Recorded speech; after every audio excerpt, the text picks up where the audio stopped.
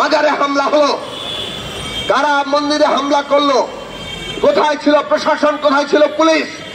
আমরা দেখেছি বিগত ফ্যাসিস্ট হাসিনা সরকার তাদের আমলে এইরকম যখন হামলা হয়েছে, হামলা প্রথমে হতে দেওয়া হয়, ভাঙচুর হয়ে যায়, দখল হয়ে যায়, তারপরে পুলিশ আসে, তারপর চলে সাম্প্রদায়িক হামলার বিরুদ্ধে ওই ফ্যাসিস্টদের রাজনীতি। এই সব বাংলাদেশে বহুদিন হয়েছে, একজন প্রশাসনের লোক কোনদিন জবাবদিহিতার আওতায় আসে নাই।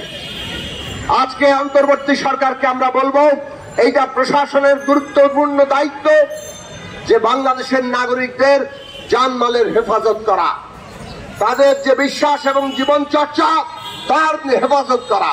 সেইটা তারা যদি করতে ব্যর্থ হন, তাকে অবশ্যই জবাবদিহিতার আওতায় আনতে হবে। আমরা বাংলাদেশের মানুষ এই বর্তমান যে অভ্যুত্থানের উপর দাঁড়িয়ে থাকা সরকার, তাদের কাছ থেকে গুণগতভাবে নতুন যাত্রা চাই।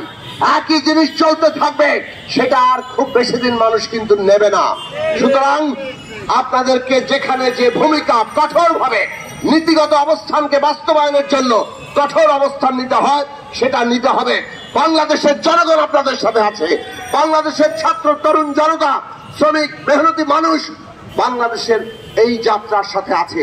কাজেই সেই জায়গায় আবার আহ্বান জানিয়ে এবং এই যে মাজারের উপরে হামলা অবিলম্বে সেটা বন্ধ করার আহ্বান জানিয়ে আমরা সবাই আরো বেশি ঐক্যবদ্ধভাবে এই আওয়াজ তুললে আমরা নিশ্চিত যে এই ধরনের যারা অপশক্তি কিংবা কোনো মুষ্টিমেয় সংকীর্ণ স্বার্থে যারা মানুষকে এই বিভ্রান্তির দিকে নিয়ে যেতে চাইছে, সাধারণ অনেক মানুষও হয়তো এই ধরনের বিভ্রান্তির মধ্যে পড়ে এইসব হামলায় যোগ দিচ্ছে, তাদেরকে আমরা সেখান থেকে মুক্ত করতে পারবো।